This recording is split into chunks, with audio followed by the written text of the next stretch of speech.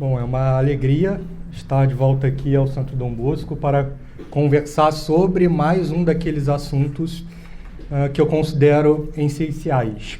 Então, antes de propriamente falar sobre a vida daquele que nós queremos fazer uma certa apologia na aula de hoje, cumpre de bom tom mostrar o porquê nós devemos fazer este tipo de ação. Então, por que apresentar para o grande público que eventualmente está nos assistindo agora na internet um personagem como o Padre Júlio Maria de Lombardi? Bom, eu diria que existem várias justificativas para isso. A primeira é a ideia de que só se destrói completamente aquilo que se substitui. Então, nós vemos isso como uma grande tônica na história. A Igreja Católica agiu assim em certos momentos, quando, por exemplo, transformou o panteão pagão na Basílica de Santa Maria. Também os muçulmanos fizeram isso com muito mais afinco e com violência, e ainda hoje fazem, como, por exemplo, quando substituíram a Basílica de Santa Sofia e a tornaram uma mesquita. E nós vemos que todo este processo ele continua ao longo da história. Os liberais e os maçons, eles sempre também se dedicaram a transformar culturalmente a sociedade.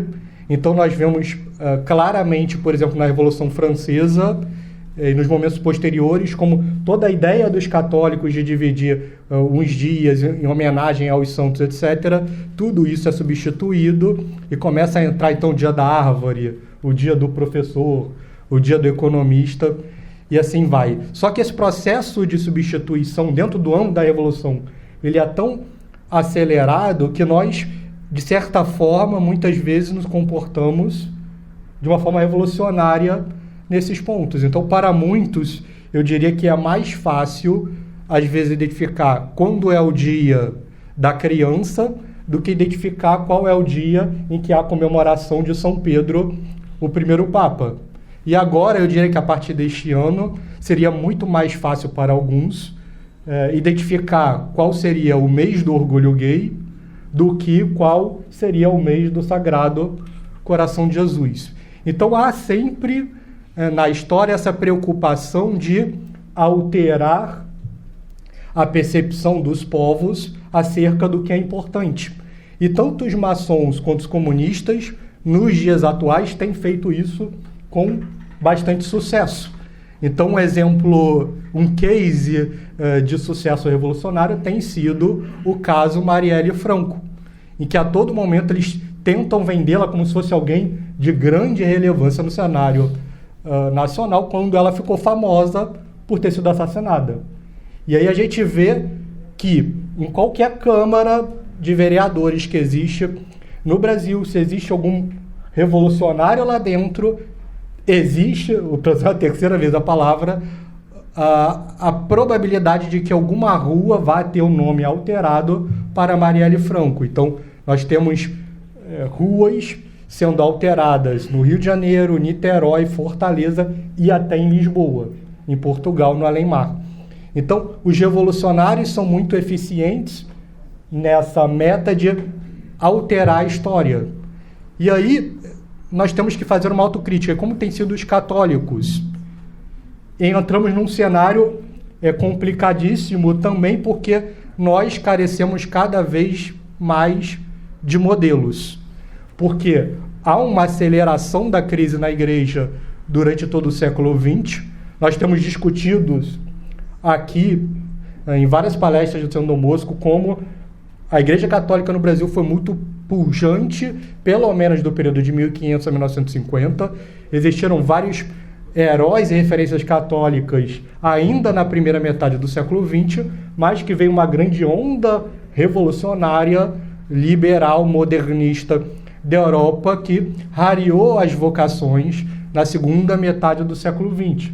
De tal forma que a gente fica sempre com uma grande dificuldade de apontar referências católicas ainda hoje no Brasil, porque existe uma lacuna, um vácuo intelectual de 70 anos aí. o que torna as coisas muito difíceis para nós, porque se nós queremos resgatar o Brasil verdadeiro, precisamos dar um salto de 70 anos para trás no tempo. E aí, isso também mostra que nós católicos devemos, então, fazer esse trabalho de arqueólogos para trazer os grandes nomes, então, fazer esse resgate do que é o Brasil verdadeiro, que é uma nação que tem uma vocação católica muito marcada.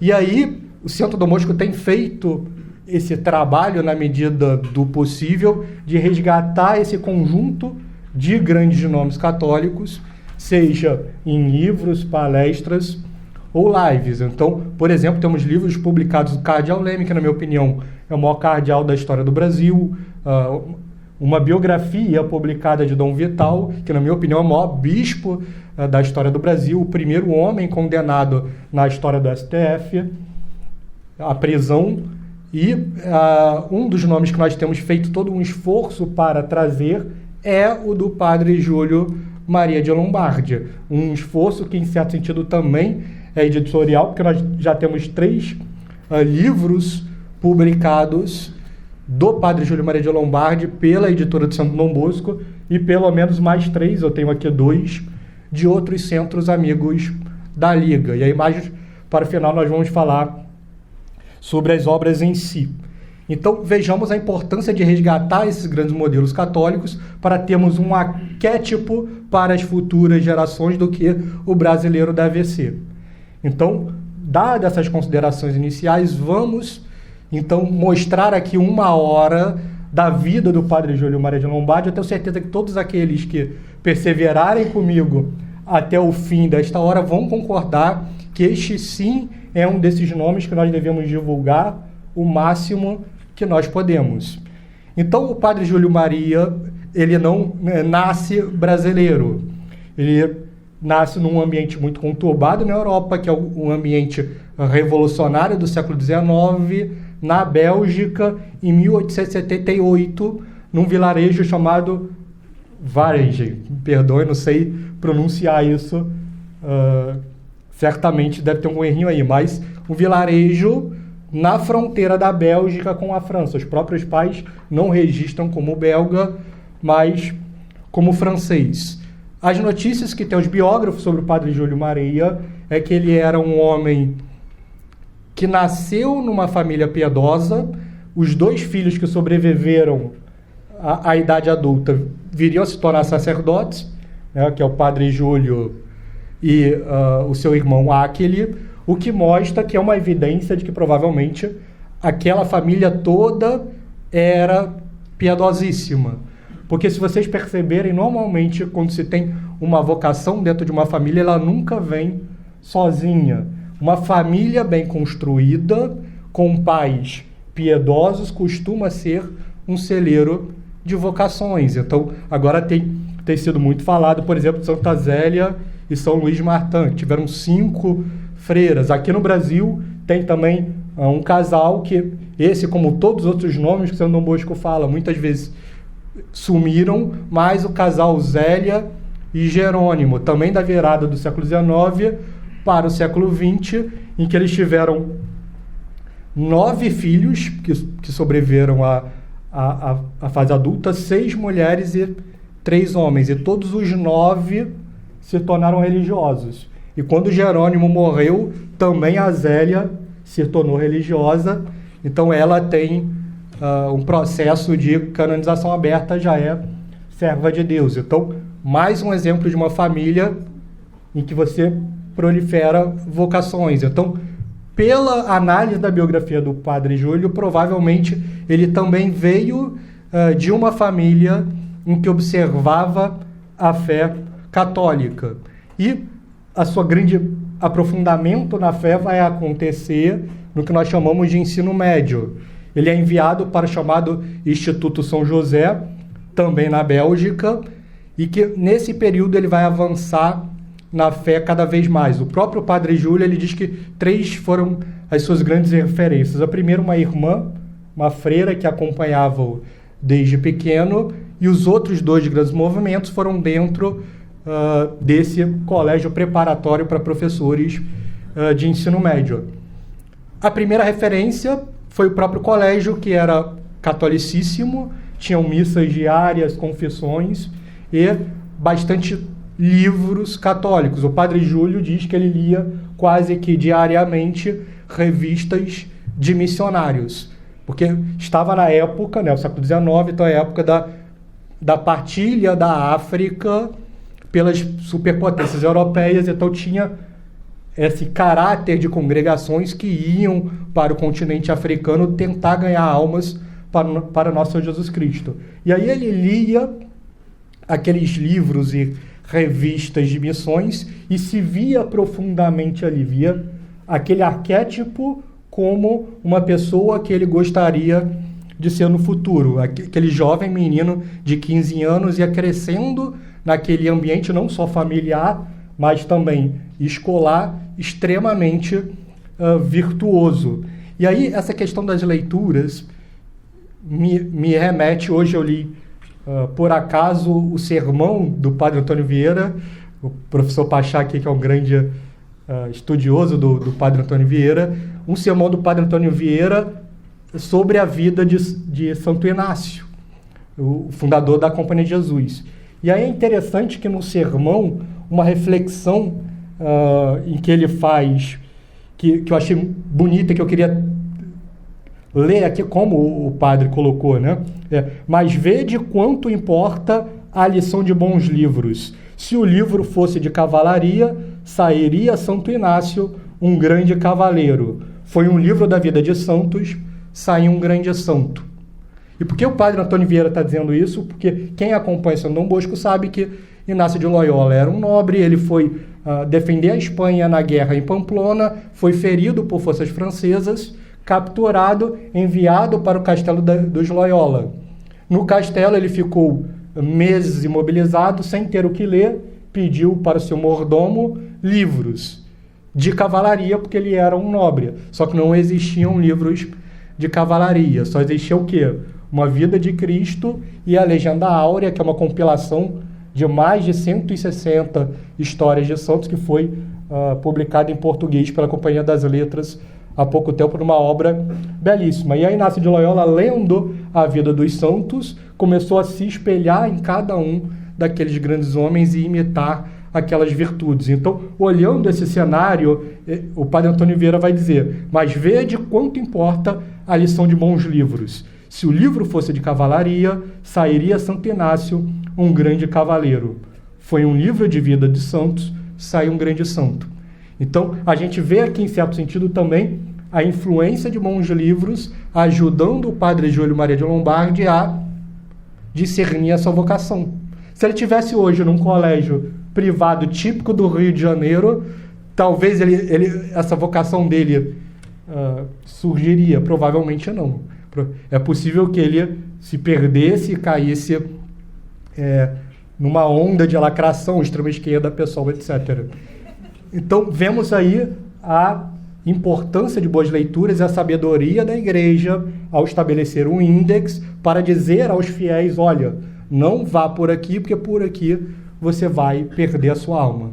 O padre Júlio, então, ele teve a fortuna de nascer numa família católica, e aí uma passagem da biografia de São Pedro Julião Aimar é muito interessante, porque ele também veio de uma família católica, e o seu biógrafo vai dizer: jamais poderemos agradecer a Deus o bastante por ter nascido em um lar cristão. Então é uma bênção que São Pedro teve e também o padre Júlio Maria. Então agradeçamos nós, se não nascemos numa família católica, ao menos temos nascido numa nação com vocação católica.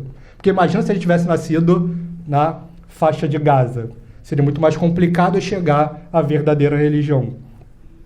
E, como terceiro grande movimento para um discernimento vocacional do padre Júlio, foi a visita de um bispo africano ao seminário, em que ele foi lá fazer um sermão que o marcou muito, e também pedir arrecadação para os seminários da África. Então, a partir do contato com o bispo, ele resolveu realmente se entregar 100% a Deus, e ele fez na primeira oportunidade que ele teve, que foi a partir do contato com um padre branco, que é como se chama um missionário de Nossa Senhora da África. É uma congregação de religiosos que tinha essa vocação de levar a fé pela África. Então ele sai da Bélgica e vai morar na Holanda, que era onde existia um seminário desses missionários, contendo apenas 17 anos, isso em 1895. Então ele logo é enviado da Holanda para a capital da Argélia, Argel, onde ele vai se tornar um irmão coadjutor e assumir um nome de Optato Maria. Então nós vemos às vezes na internet, a gente consegue identificar fotos dele novinho, vestido como um missionário dessa congregação. E aí, nos próximos anos, ele vai viver na África como que uma vida escondida, passando por algumas nações, se aprofundando na vida espiritual. Então vejamos como, desde novo, ele teve essa fortuna de nunca se desviar da fé. Então a natureza dele se predispondo para se tornar o grande homem que ele será no futuro.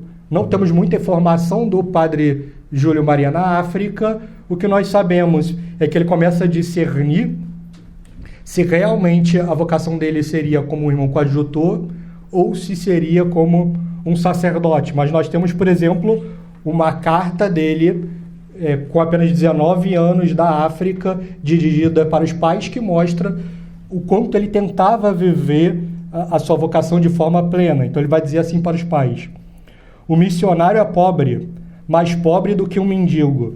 Nossa vida é obediência, pureza, pobreza e sofrimentos. E também não peço outra coisa. Ó sim, sofrer e morrer por ele, que por nosso amor derramou até a última gota de sangue. Ele dispõe de mim como um dono dispõe de sua propriedade. O último desejo de meu coração é doravante fazer a vontade do Senhor. Fiat voluntas tua.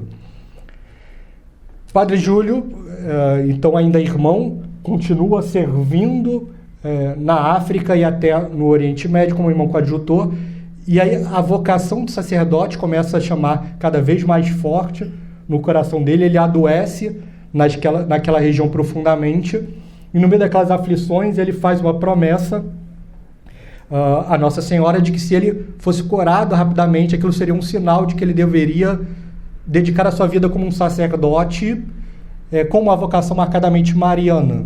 E um dia depois dele fazer essa promessa, ele cura de uma forma inexplicada, e ele vê isso como um sinal divino e começa então a se movimentar para se tornar um sacerdote.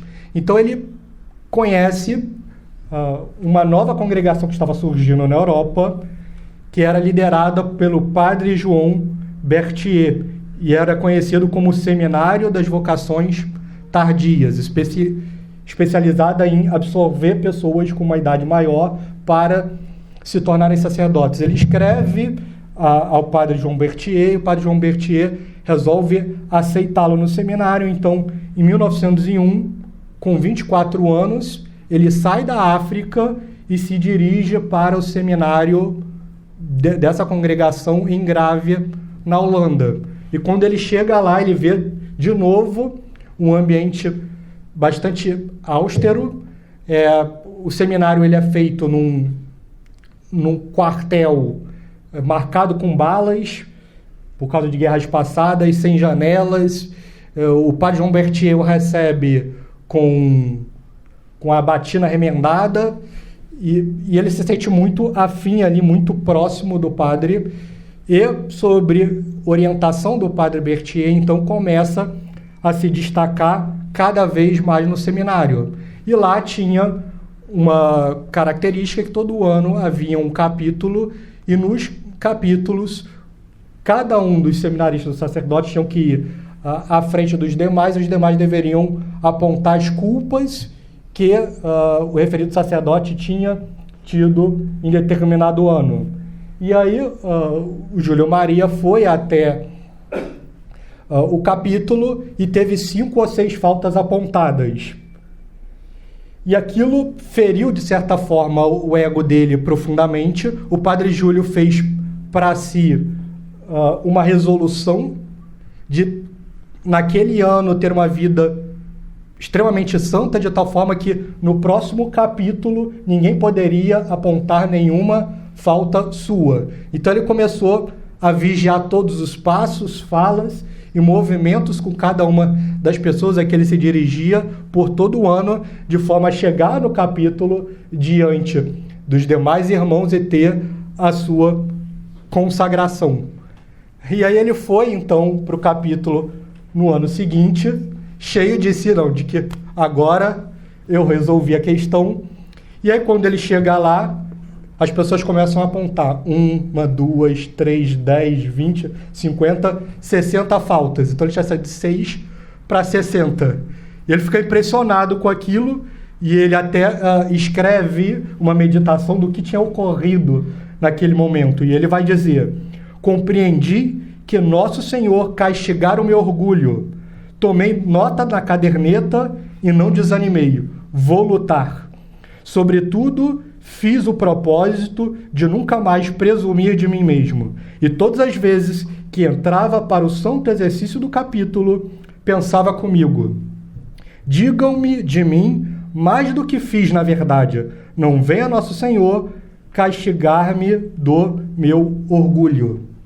Então nós vemos aqui o quanto ele aprendeu com isso, né? Então é tentar a perfeição, mas a perfeição não pela vanglória de si, mas por uma perfeita conformidade a nosso Senhor Jesus Cristo. E toda essa dedicação na vida espiritual e na vida intelectual fez com que ele tivesse um destaque naquela congregação nascente. Ele ficou praticamente virando o 02 do padre Berthier, que entendeu que ele tinha uma vocação para se tornar professor e falava isso publicamente. E aí o padre, ele viria, então o padre Júlio se ordenar sacerdote em 1908. Pouco tempo depois o padre Berthier vem a morrer e o padre Júlio escreve uma biografia sobre o padre Berthier em francês bastante extensa, que se chama Um Apóstolo de Nossos Dias. A congregação continua a crescer nos anos posteriores e eles sentem a necessidade de abrir um seminário menor na Bélgica. Então o padre Júlio, ele é enviado da Holanda para a Bélgica para liderar a formação do seminário menor e faz todo um plano intelectual para desenvolver, de livros a serem publicados, palestras a serem feitas durante toda a sua vida na Europa, porque ele se via como um grande formador dentro da vocação específica da sua congregação. E nas férias ele tinha também o costume de fazer certas pregações dentro do território francês. E uma delas, o seu biógrafo principal, que hoje é um dos bispos mais velhos do Brasil, que o conheceu, né? A última pessoa viva, Dom Antônio. Tem um livro que a gente consegue pela internet.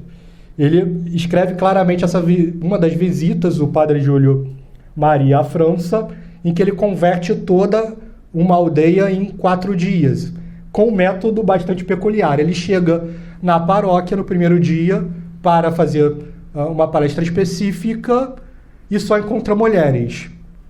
E aí quando ele vê aquela cena, ele pergunta: não, mas onde que estão os esposos de vocês? Os seus tios, os seus filhos, etc. Ah, não estão vindo na igreja. Aí o padre Júlio olha aqui e fala: ah, é? Então vão embora, eu não vou pregar para mulher mais aqui. Amanhã eu vou voltar para a igreja e eu só quero ver homens. E aí ele volta para casa, bastante contrariado de não ver nenhum homem na paróquia. No segundo dia ele retorna à paróquia. E aí ele vê meia dúzia de homens. E aí ele começa a pregar para os homens, né, sobre questões de morte, etc., arrependimento, com toda a veemência possível. Diz: ó, amanhã eu vou voltar aqui e a proibição está mantida, eu só vou pregar para homens. E aí ele chega no terceiro dia, a igreja está abarrotada de homens. E aí ele prega de uma forma veemente de novo, e diz no quarto dia, agora está liberado as mulheres de novo. E aí as mulheres vêm no quarto dia também, a igreja abarrotada, ele passa o dia confessando as pessoas e trazendo o povoado de volta à fé. Então é um homem que tem essa postura viril que nós vamos ver claramente quando ele estiver da frente das ameaças do protestantismo e da maçonaria no Brasil.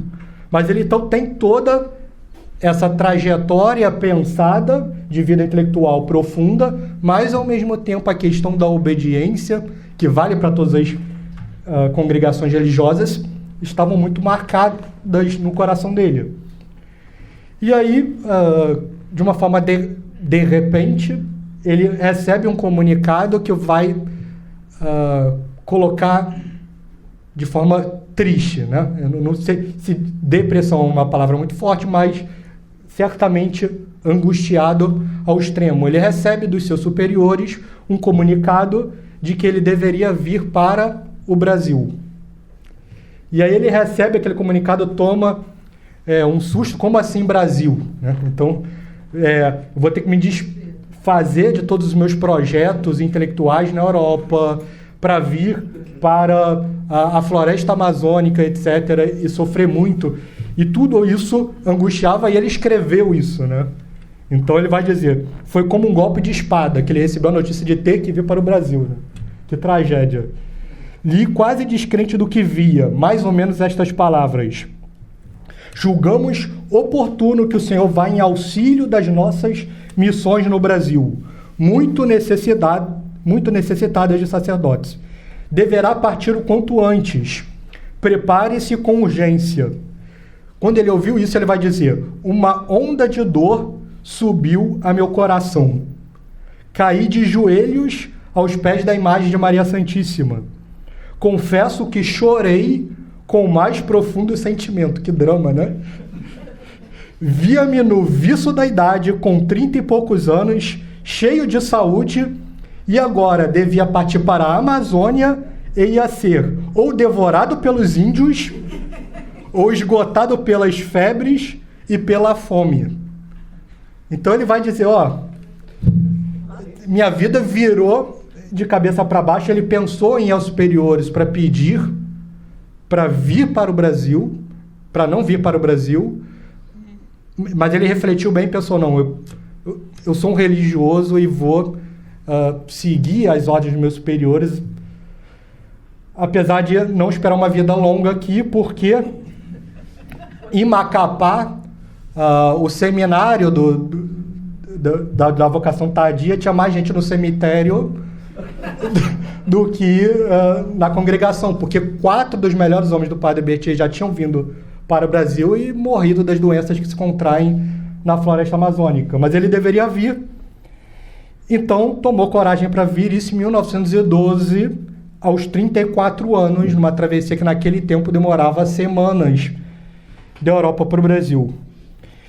E foi muito aflito durante toda a imagem, durante toda a viagem, ele levou uma imagem de Nossa Senhora consigo. Isso me faz lembrar uma fala de São Bernardo, porque nós vimos já na Europa uma vocação mariana profunda no Padre Júlio, já tinha obras escritas sobre Nossa Senhora, e várias falas registradas sobre isso, sobre uma devoção mariana fortíssima. E aí São Bernardo vai dizer, suspirai por ela, pecadores perdidos, e ela vos conduzirá ao porto. É uma palavra que Santo Afonso coloca na boca de São Bernardo na sua preparação para a morte. E o Padre Júlio Maria, então, vai no navio, rezando de forma recorrente a Nossa Senhora para pedir que lhe desse forças na travessia.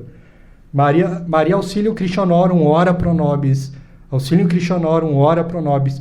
Auxilium Christianorum, ora pro nobis. E aquela oração do Padre Júlio foi tão, eu diria, com tanta fé, que algo que aconteceu na travessia marcaria a sua vida e também das congregações que ele viria a fundar no Brasil. Em certo momento, durante a travessia, a imagem de Nossa Senhora para a qual o Padre Júlio rezava se animou Nossa Senhora aparece para o Padre Júlio e vai dizer para o sacerdote: meu filho, se aquietes, pois serás pai de 2 grandes famílias. Então, aquela imagem pela qual o Padre Júlio conversa até hoje existe, ela está no Museu do Padre Júlio em Manhumirim. Eu tirei uma foto quando eu fui lá e publicamos no livro, né? Essa imagem que animou de Nossa Senhora e conversou com o Padre Júlio. Essa história rapidamente se difundiu entre as pessoas próximas do Padre Júlio. É interessante acompanharmos o que ele escreveu naquele dia. Óbvio, como todo santo, ele não relata as coisas, né? Então a gente vê claramente, por exemplo, na história do Padre Pio, o santo ele esconde, né? Então a gente sabe que a ação de Deus na história, ela vai muito além do que aquilo que chega até nós. Porque se essas histórias, muitas vezes, elas chegam num grande público, não foi pela vontade das pessoas que testemunharam. E aí ele vai escrever assim, no dia que ele teve essa conversa com Nossa Senhora. Foi 20 de outubro de 1912, na travessia para o Brasil. Durante a meditação da manhã de hoje, nossa boa mãe me fez compreender que ela quer uma ordem feminina para as brasileiras, que se dedique à educação das crianças. O nome deve ser Filhas do Coração de Maria. A regra, como fundamento, a devoção a Nossa Senhora, conforme as palavras do breviário de hoje. A veste toda branca, hábito branco, escapulário branco, véu branco e cinto azul. Penitências, cruz com pontas agudas e jejum às sextas-feiras e sábados. Cama, a maca do campo. Então vemos que a transformação de um Padre Júlio quase deprimido que sai da Europa para aquele que chega no Brasil é completa. Sai um deprimido, chega um lutador. E nós vamos ver então o Padre Júlio em 1913 chegando ao Brasil com 35 anos. Nos primeiros meses ele se dedica a conhecer a língua portuguesa, que ele não dominava, e ele vai chegar em Macapá, então, a sede da sua missão, em 26 de fevereiro de 1913. E como todo bom jesuíta, ele vai logo ir ao encontro das pessoas e usar todo o seu conhecimento científico que obteve na Europa em prol da cidade e como motivo para a conversão. Então, como um grande intelectual, uma das coisas que ele vai fazer, por exemplo, é dar catequese contínua e ensinar aos residentes. Então, o prefeito logo percebeu toda a capacidade intelectual do Padre Júlio. Ele virou meio que uma espécie de secretário da educação da região. E também tinha vários conhecimentos na área da medicina. Então, logo ele ficou responsável pela farmácia da cidade. Ato contínuo começou a criar toda a estrutura necessária para fundar a primeira das congregações que Nossa Senhora tinha prometido, que eram as Filhas do Coração de Maria. Em 4 anos ele já tinha 10 irmãs dentro dessa congregação que rapidamente se espalhou por todo o Nordeste nos anos subsequentes. E, não obstante, além de fazer o apostolado na região de Macapá, ele ia para a floresta amazônica para prestar serviços espirituais aos indígenas. E aí, em 1921, nós vamos ter um momento marcante na vida do Padre Júlio, porque ele ia, volta e meia, então, fazer missões nas florestas, e um dia, ele cavalgando dentro da floresta amazônica, ele cai do cavalo e sofre uma queda violentíssima e corta a sua perna de uma forma grave num pau, num pedaço de madeira que estava no chão quando ele cai no chão.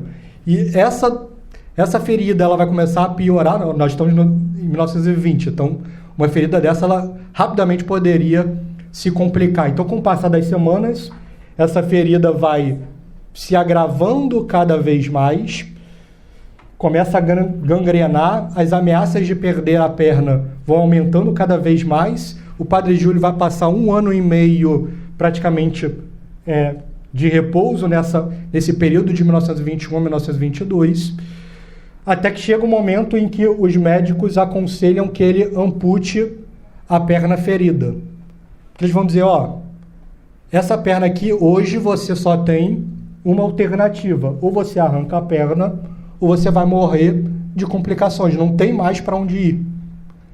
E aí o padre Júlio fica impressionado com aquilo e diz, eu tenho a vocação de missionário. Se eu arrancar essa perna, como que eu vou continuar com as minhas missões? Não dá. Então Deus há de resolver isso, porque eu preciso da minha perna. Então ele vai piorando cada vez mais entre mentes. Uma das irmãs da congregação das Filhas do Imaculado de Coração de Maria, a irmã Celeste, que tinha morrido com 17 anos, ela entrou na congregação com 15 e morreu com 17 e tinha fama de santidade. Então o padre Júlio resolveu, já com a situação da perna agravando e risco de óbito altíssimo, ele resolveu recorrer à intercessão da irmã, abriu as gases em que a perna estava completamente gangrenada, etc., renovou o curativo, colocou uma foto da irmã na gaze e deu uma outra volta. E começou a rezar para a irmã Celeste durante a noite e eventualmente caiu no sono depois de tanto rezar para ela. E quando ele acorda, ele percebe algo estranho. Isso no dia 2 de abril de 1923. Ele acorda e pela primeira vez em 1 ano e meio ele não sentia dor. E ele achou estranho aquilo e ele tirou a primeira camada de gaze e viu que não tinha gangrena, não tinha sangue. Ele foi tomando um susto, ele tira uma segunda camada, vê a foto está seca, quando deveria estar toda melada pelo contato com os ferimentos. Ele tira a última camada e vê que a perna estava completamente curada. Impressionado com aquilo, ele faz uma segunda biografia contando a vida da irmã Celeste, chamada Uma Flor do Brasil, em francês, que eventualmente também vai ser traduzida para o português. Então o padre Júlio, depois desse milagre, por causa da intercessão da irmã Celeste, volta à ativa e começa a ter os primeiros embates com protestantes. Porque vemos que estamos numa mudança do Brasil. É um Brasil que ele sai do Império e entra na República. Então, nós sabemos que o Império foi um período em que, infelizmente, a Igreja foi muito perseguida, mas que, por outro lado, tinha um certo monopólio. Na República, as coisas se invertem. A Igreja ela deixa de ser perseguida oficialmente, mas os erros de todos os tipos começam a ser fomentados. Então, é do início da República que protestantes de diversas seitas começam a inundar diversas regiões do Brasil. E aí, numa das vezes em que ele sai de Macapá para ir até Belém, quando ele volta, ele surpreende com a presença de um pastor na região. E aí ele começa a pregar contra o pastor de forma efusiva, começa a haver, então, um embate dentro da cidade de Macapá do padre Júlio contra o pastor, e aí ele precisa se retirar a Belém uma segunda vez. E aí ele vai dizer na última homilia, antes de partir para Belém, o seguinte: tudo tenho feito pelo meu rebanho, invoquei a Maria Santíssima e tenho viva esperança de que ao voltar não mais encontrarei entre vós quem ilude as vossas almas, se referindo ao pastor protestante. E aí ele vai, então, faz uma segunda visita a Belém, e quando ele volta, o pastor tinha morrido. Então Nossa Senhora atendeu o pedido do padre Júlio, estava livre Macapá dos protestantes. Só que, tempos depois, vem uma segunda onda, vem um segundo pastor protestante, e aí, de novo, o padre Júlio é obrigado a ir ao púlpito, escrever e fazer palestras contra o protestantismo. Chega ao pastor e pede para o pastor se retirar da cidade para que ele vá pregar em outro lugar, porque ela era uma região de católicos. E aí por causa do pedido efusivo do pastor, o pastor, então tá bom, você não quer que eu vá para cá, então eu vou até Mazagão, que era uma cidade próxima. E aí o padre Júlio, sabendo disso, escreve para o padre que estava naquela região, que era o padre Hermano, e vai dizer, padre, está chegando um pastor aí, e ele vai dizer com essas palavras, faça uma recepção condigna ao padre Lombaerdi. A ele, né? E aí, como que o padre Hermano entendeu isso? O pastor chegou no barco na cidade, o padre já sabia, pegou 3 dos maiores caboclos da cidade, foi até o porto. Quando o pastor chegou, no que ele chegou, ele voltou. Então, assim, não vou dizer como. E os livros foram para o Rio. Então, vejamos que esse liberalismo que nós vemos hoje, esse politicamente correto, há 100 anos atrás não existia no Brasil. Quando nós vemos os escritos dos autores brasileiros contra o protestantismo naquela época, a gente não acredita. Então, por exemplo, um dos livros famosos da época do Cremídio de Aguiar, que eram os protestantes, se chamava Protestantismo Indesejável.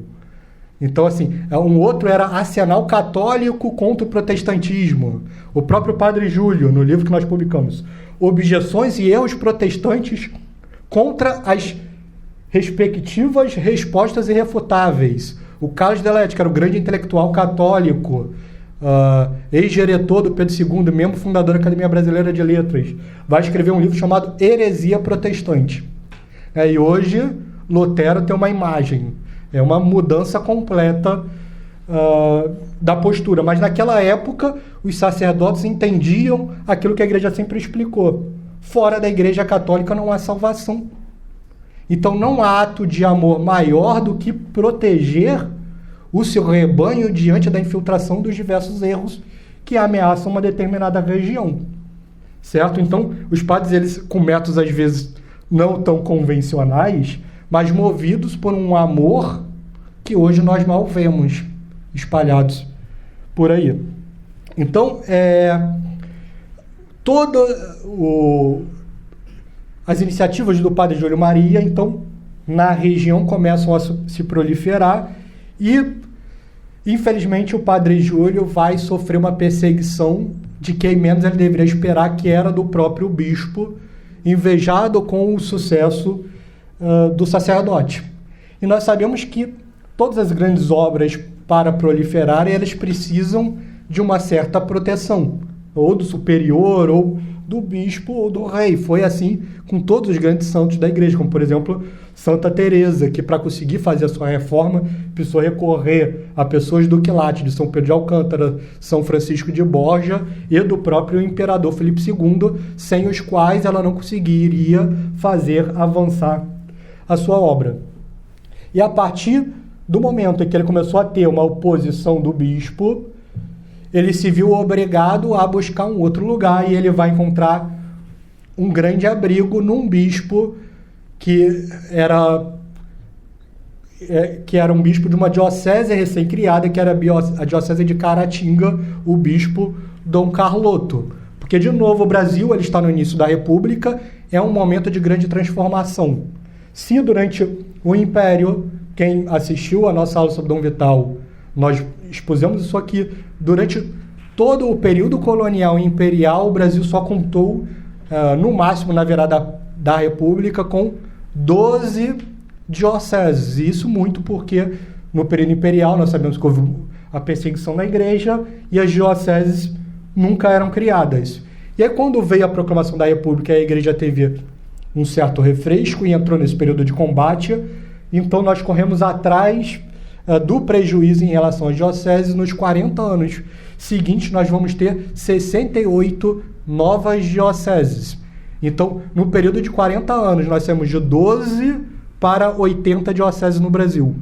E uma dessas dioceses criadas é a diocese de Caratinga, que vai ser um desmembramento da famosa diocese de Mariana, que era a diocese do grande Dom Viçoso e de Dom Silvério Pimenta, que também foi membro da Academia Brasileira de Letras. E Dom Carloto, então, ele é o primeiro bispo dessa diocese recém-criada, sabe de toda a atividade do Padre Júlio no norte, o convida a vir para Minas Gerais. E aí, então o Padre Júlio vem para Minas Gerais. Para garantir que o Padre Júlio viesse, ele vem compra o passe do Padre Júlio Alto, então ele já vem com a autorização de Roma para a fundação da segunda congregação que Nossa Senhora tinha prometido. Então a primeira ele cria no Nordeste, a segunda ele vai criar em Minas, que é a congregação dos missionários sacramentinos de Nossa Senhora. Ele já vem com essa carta de autorização. O Padre Júlio vem a Minas Gerais e Dom Carloto, então, percorre todas as paróquias da diocese e diz: Padre, escolha aquela que você quer que eu vou te instalar. E aí o Padre Júlio, ele começa, então, a correr toda a diocese, a visitar todas as paróquias, até que ele chega no lugar mais pobre da diocese, um vilarejo perdido, que não passava linha de trem, que só tinha protestante e maçom, e que se chamava Manhomirim. E ele chega lá, vê aquele caos, aquela coisa completamente abandonada, e se dirige para o Dom Carloto: perfeito, é aqui que eu quero. E aí Dom Carloto toma um susto: mas como aqui? Esse aqui é o pior lugar. Então Dom Carloto vai dizer nessas palavras para o Padre Júlio: não é possível, Padre Júlio, Manhomirim nem sede de paróquia é. Aqui campeiam diferentismo e aí religião, protestantismo de várias seitas, espiritismo, maçonaria odienta. Pior que tudo, nesse lugar, por 2 tostões e um copo de cachaça, se mata um homem. É um dos lugares mais odiosos da minha diocese. É assim que o Dom Carloto diz. E aí o Padre Júlio vai responder: pois é isto mesmo que eu desejo, senhor bispo. Quero que o meu seminário seja erguido por entre dificuldades 1000 para chamar as bênçãos de Deus. E se aqui há muitos protestantes e maçons, está muito bem. Em breve lhes darei algum trabalho. Então, a conversa, que a gente também não vê hoje em dia, mas foi nesses termos que aconteceu. E aí a gente vê que coisa bonita é um encontro de 2 grandes almas, porque a todo momento nós vemos escritos do Padre Júlio elogiando o seu bispo. E até nos imprimatos são coisas muito interessantes, porque o Padre Júlio, nós vamos ver, tem várias obras de apologética virulentíssimas. E aí quando nós vamos ler o imprimato do Dom Carloto, parece que quem escreveu foi uma dama. Padre Júlio, as suas palavras edificam muito. E ele está praticamente xingando o maçom ali e o bispo elogiando. Então chega a ser engraçado, porque hoje o quanto mudou a igreja, infelizmente, né? Então, ele vai dizer a todo momento vários repórteres. Então, por exemplo, falas do Padre Júlio sobre o bispo. Era um santo bispo, uma glória do episcopado brasileiro, que figurará para sempre na galeria luminosa destes outros prelados conhecidos por todos pela sua incomparável virtude, como são Dom Macedo Costa, Antônio Ferreira Viçoso, Silveira Gomes Pimenta e etc. Dom Carloto vai praticamente viver na diocese de Manhomirim, tamanha a proximidade com o Padre Júlio, até que o bispo vai morrer em 1933, o que vai fazer com que o Padre Júlio escreva uma terceira biografia, essa menorzinha, chamada Um Apóstolo de Nossos Dias. O mesmo nome da biografia que ele fez para o superior dele, o Padre Berthier. Então nós temos uma tríade aqui de biografias que eu sonho que o CDB vai publicar um dia. É difícil porque a gente sabe que o prejuízo vai ser grande, é muita coisa, principalmente a biografia do Padre Berthier, mas um dia, se Deus quiser, nós conseguimos. E é bonito como ele escreve em homenagem, né, essa apologia que ele faz ao seu bispo nesse livro. Eu gostaria de ler um trecho, né? Só o catolicismo produz homens desta têmpera, corações deste quilate, almas deste heroísmo. Tertuliano disse, falando dos apóstolos, que só acreditava em testemunhos da religião que se deixavam assassinar para provar a religião. Eu só acredito em testemunhas que se imolam e se sacrificam numa longa agonia para fazer o bem às almas. E Dom Carloto era destas testemunhas. Só o catolicismo produz homens desta raça forte, heróica, que é a raça dos santos. Vós, porém, sois uma raça escolhida, um sacerdócio régio. É a glória do sacerdócio católico, é a auréola dos nossos bispos, sucessores dos apóstolos. Então, com todo esse apoio do Dom Carloto, o Padre Júlio vai conseguir fazer um apostolado eficaz, funda logo em seguida também um ramo feminino da Congregação das Sacramentinas, em 1929. Então, e ele logo percebe o porquê aquela região estava tão descuidada. Ele vai fazer uma análise sobre o apostolado do sacerdote anterior, que era o padre Frederico La Barrera, um sacerdote espanhol que era muito piedoso, mas que não defendia a fé com vigor. E é interessante, porque aqui, no contraste do padre que não luta e o rebanho se perde com o padre Júlio, nós vemos um pouco de onde está a solução, né? É de um apostolado que deve ser cada vez mais incisivo e não tímido. E aí o Padre Júlio vai dizer, fazer uma avaliação de como estava Manhumirim nesses termos. O Padre Frederico era um sacerdote piedoso, de temperamento pacífico e querendo a paz com todos. Receava declarar guerra para os protestantes e chamar a atenção do povo para os abusos. Dessa falta de iniciativa resultava necessariamente a diminuição da fé e a invasão do erro.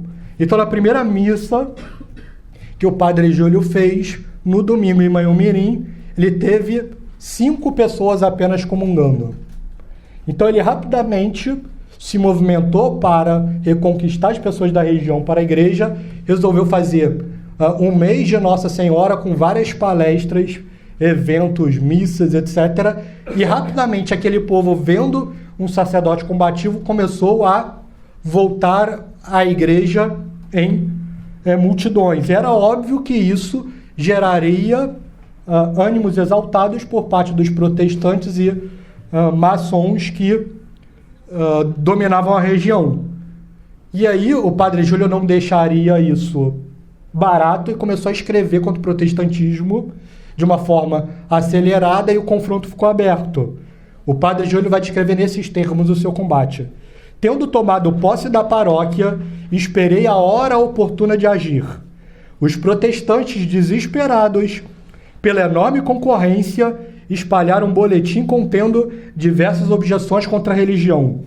Ataquei-os resolutamente em conferências públicas e pelo jornal.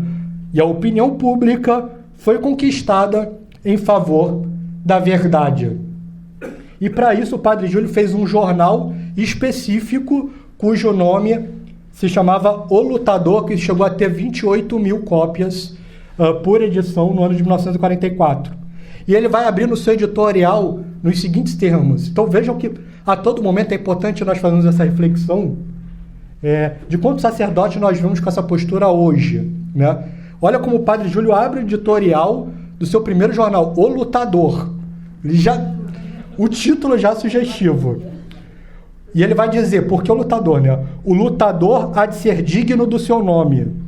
E conforme prometera, há de lutar desassombradamente pelos interesses sagrados da religião de Jesus Cristo e pela conservação da fé integral na alma dos católicos. O soldado que baixa a bandeira e esconde a espada em frente do inimigo é um covarde. Lutador não será um covarde, mas milícia de Cristo. Então, ele é tão efusivo, tão claro, que nós poderíamos esperar, bom, isso é um método que não converte mais ninguém. Esse normalmente é o tipo de argumento. Nós precisamos ser abertos, né? Mas o que o Padre Júlio conseguiu com isso? Bom, em pouco tempo, 2 dos 3 templos protestantes da região fecharam e o terceiro caiu 90% da audiência. Metade das pessoas abjuraram da maçonaria. Em 1931, 3 anos depois, já eram 680 homens dentro da Liga Católica dele. Então, hoje, o CDB, no último ano antes do Covid, precisou, para reunir o Brasil inteiro, consegue botar 800 e pouco. Padre Júlio Maria em Manhumirim colocava 680. E 132 crianças na cruzada eucarística. E é óbvio que esse movimento ele não ficaria sem resposta. Então os protestantes e os maçons desmoralizados resolveram se unir e pagaram 4 pastores para vir à região fazer uma divulgação da heresia protestante em toda a região. E como é que o padre Júlio receberia isso? De forma pacífica? Não, né? Pelo contrário, assim que o padre Júlio soube, ele marcou no jornal O Lutador um debate público contra os 4 pastores.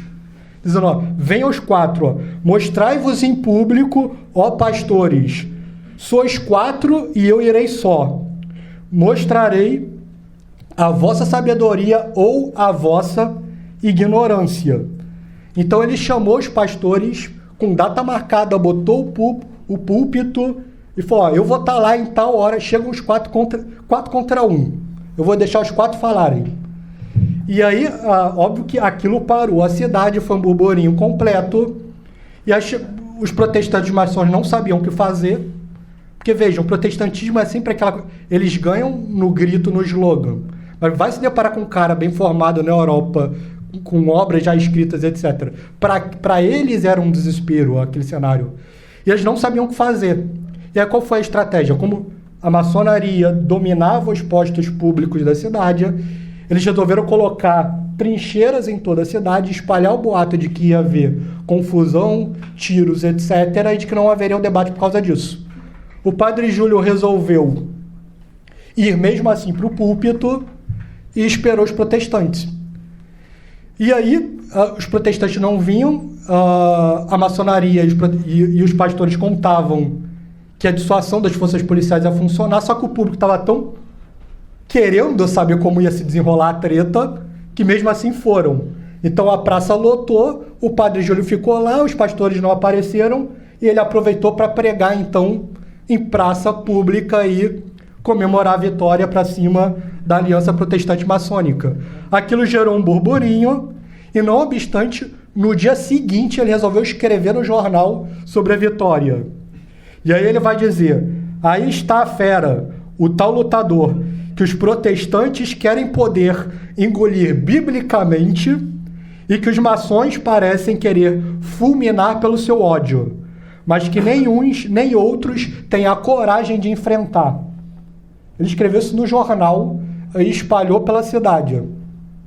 Isso gerou um ódio do presidente da Câmara, dos vereadores, e ele foi encontrar o padre Júlio para ameaçá-lo. E aí ele vai dizer, nesses termos, para o padre Júlio, padre, o senhor é um francês indesejável, que veio trazer a desordem ao seio do nosso povo.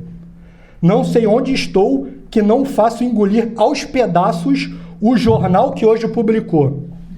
Fique sabendo que posso expulsá-lo do Brasil em 24 horas. Então ele chega nesses termos para o padre Júlio responde, dentro de 24 horas não, doutor. O senhor poderá pôr-me daqui para o cemitério em poucas horas, mas expulsar-me do Brasil não, porque sou um francês em dia com os meus papéis e são muitos os serviços prestados ao Brasil. E o presidente da Câmara então sai completamente contrariado, as forças ficam animadas, e aí estoura então a Revolução de 1930 em São Paulo, forças são enviadas à região, e aí a cidade fica refém da maçonaria. E aí o que as lideranças maçônicas resolvem fazer? Destruir o jornal do padre Júlio. Enviam forças para a tipografia é completamente destruída, as imagens são depredadas, há relatos de um dos maçons chutando uma imagem de Nosso Senhor Jesus Cristo, que é de Bom Jesus morto, e ele vai dizer, levanta-te daí preguiçoso, vem ajudar-nos a tomar a tipografia do jesuíta. Então eles quebram tudo, o jornal fica quase um ano sem poder ser reeditado. E aí o estresse, então, ele só aumentava, e esse estresse, então, ele vai começar a tomar parte na questão de possíveis atentados. Então, a todo momento, vem convites suspeitos, ameaças de envenenamento, e o Padre Júlio vai conseguindo passar por tudo isso até que os maçons então resolvem tentar um atentado à bala. Então a estratégia era atirar no coronel Júlio Rabelo, que era um grande apoiador do Padre Júlio, que estaria na porta da igreja. Com isso, eles esperavam que as pessoas iam sair da igreja, e aí a ideia era um dos maçons entrarem lá e completarem o trabalho. Então, na missa do dia 7 de dezembro de 1930, eles põem o plano em execução. Os maçons vão, então, até a porta da igreja, atiram em direção à igreja, sendo que naquela época não existia desarmamento, então existiam católicos armados, chumbo trocado não dói, os católicos reagem. Ao invés das pessoas saírem da igreja com medo, o que era o plano da maçonaria, eles vão até dentro do Padre Júlio, vão até o altar, e aí eles não conseguem executar o plano 100% e fogem. Então, o estresse vai cada vez ficando maior, né? E a violência da maçonaria, que estava perdendo, então, em termos apologéticos, toma um contorno insustentável, e aí vemos de novo problemas do tipo, porque hoje o que acontece? Quando um padre levanta a voz, o que nós temos visto?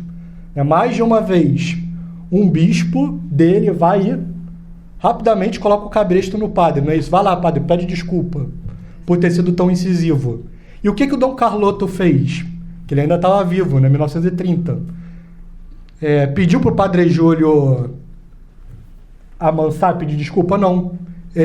A situação está insustentável, vem comigo, vem com o titio. Então, eles vão apelar ao Arthur Bernardes, né, que chegou a ser presidente do Brasil, que era um candidato político, né, mas que se dizia católico, que tinha muito voto entre os católicos, e ele consegue obter do Arthur Bernardes a completa substituição das forças políticas da região, maçons são depostos e católicos são colocados no lugar, isso no ano de 1931 a 1932. Então a maçonaria tem um revés profundo ali, com a influência do Arthur Bernardes e o apoio do Dom Carloto, e também a postura destemida, contínua do Padre Júlio Maria. Um ano e meio depois, as forças maçônicas se organizam e voltam. Em 1934, vai ser assinado de forma informal um armistício, né? Vamos parar aqui de perseguir, etc. E a coisa meio que pacificou. O Padre Júlio manteve o discurso contra a maçonaria, mas os atentados, esses embates mais perigosos, viriam a se cessar. E aí é interessante que, em 1934, quando esses acordos estavam sendo construídos, muito por interesse também da maçonaria, um dos líderes vai resmungar nos seguintes termos, que o Padre Júlio veio trazer a desagregação à família manhomirense.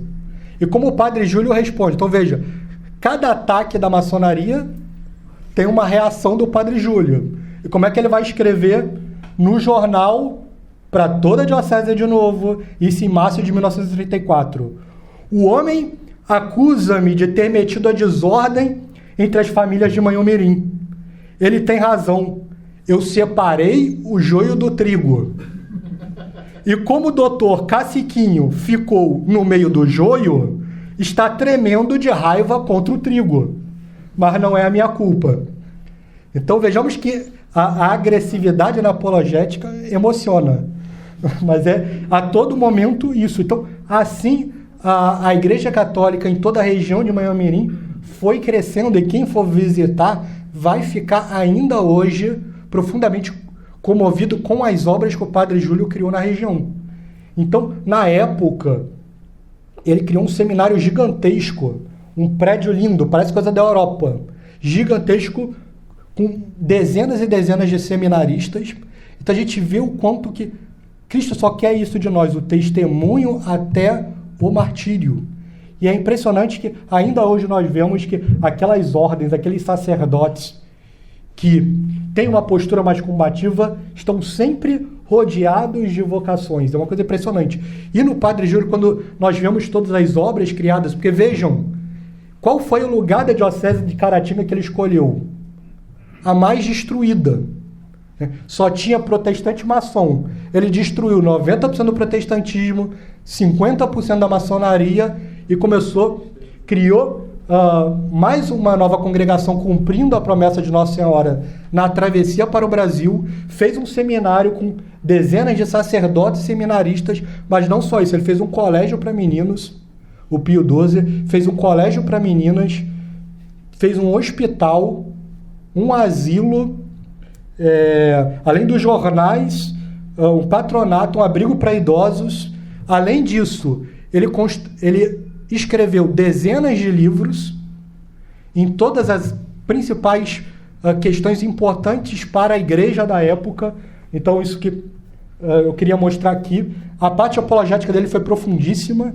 Então, a própria livro, Objeções e Erros Protestantes, com as respectivas respostas irrefutáveis. No livro, nós colocamos algumas fotos. Olha a foto do seminário. A foto da Liga Católica que eu disse, né? 628 pessoas, ó. Tá tudo aqui, nós fizemos a imagem que ele conversou. Então é interessantíssimo. O Padre Júlio com o irmão, fotos da época. Então, eu recomendo que comecem por esse livro, porque nós escrevemos uma introdução que conta a vida do Padre Júlio. Mas vejam que é sempre a verdade nua e crua a todo momento. Então ele vai escrever um livro pró-vida. Ele não vai escrever um livro pró-vida assim, a beleza da vida. A vida é bela, né? Não, qual é o título do livro? Mensagens às mães que matam seus filhos. Né? Então, é assim que ele escreve. Ele vai escrever sobre Nossa Senhora, Nossa Senhora diante dos ataques protestantes. Então, uma defesa apologética de todos os dogmas marianos. Mas não só isso. Então, ele tem uma literatura de apologética. Nessa literatura, parece que ele não escreveu com caneta, ele escreveu com espada. Né? Ele mergulhou a espada no tinteiro e vai lá. Metralhadora na heresia. Mas também tem toda uma parte espiritual profunda, que nós vemos claramente que é um desabrochar dessa vida espiritual. Não é à toa que ele teve uma trajetória marcada por momentos extraordinários, como a conversão de Nossa Senhora e o milagre da sua perna. Ele escreve um tratado de defesa do Papa, que o Centro Santo Afonso em Patinga publicou, Cristo, o Papa e a Igreja, um sobre as diversas heresias, que é o Anjo das Trevas, mas são mais de 60 livros. Né? Tem um livro do Instituto de Aracaju, que é Maria e Eucaristia, vários livros também de ordem espiritual, comentários às Escrituras, estruturas de homilias, um comentário ao Tratado de São Luís Maria Grignion de Montfort. Então, vejam que é uma vida de alguém que não perde um segundo de tempo, porque ele encontra tempo para apologética, uma oração profunda. Nós vimos a busca de perfeição dele a todo momento já na Europa, várias obras de cunho espiritual e material que até hoje existem em Manhumirim. Então, a todo momento você vê na região imagens do sacerdote. Tem um museu muito bonito onde existe hoje o seminário, mas como nós vivemos num momento de crise, caiu a quantidade de seminaristas de dezenas e dezenas e dezenas para um. Né? É muito triste, mas é isso. Então, quando a gente vê, eu não conheço, tá? É gosto, isso é disputado, mas eu não conheço hoje uma batina mais bonita do que a que ele criou para a congregação dele, que é uma batina toda cinza, é linda. Digitem na internet que vocês vão ver, tem lá no museu, etc. Mas como está dominado pela teologia da libertação, todo mundo vestido de leigo, né?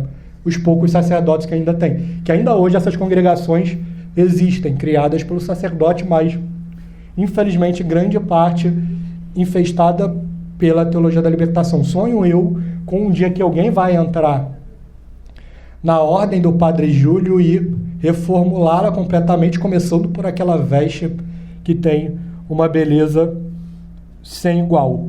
Então, o Padre Júlio continuou com seu apostolado até 1944, e aí em 1944 nós temos o ano da morte do Padre Júlio Maria. Então, que é uma morte que se desenrola de uma forma que nos enche de mistério, né? Por que Deus a alguns concede uma vida tão longa, como foi com Santo Afonso, doutor da Igreja, que teve 90 anos de vida e de produção literária profunda, e a outros, como Santo Tomás, concede uma vida curta, né? 49 anos. Então a gente fica se perguntando o que Santo Tomás teria feito se tivesse mais dezenas de anos pela frente. Talvez nada, porque nos últimos meses ele para de escrever a terceira parte da Suma Teológica, depois de ter uma visão mística, em que ele bate a visão mística com tudo aquilo que ele tinha escrito, e tudo para ele parecia palha.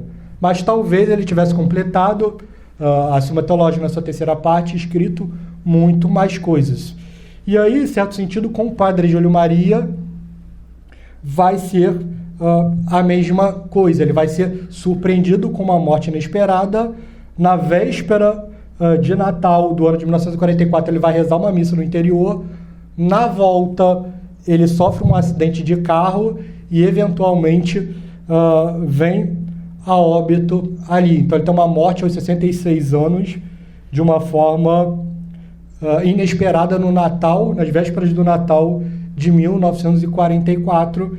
Eu tenho certeza que, mesmo assim, foi uma morte santa, porque o que importa, em certo sentido, é estarmos sempre preparados para a morte.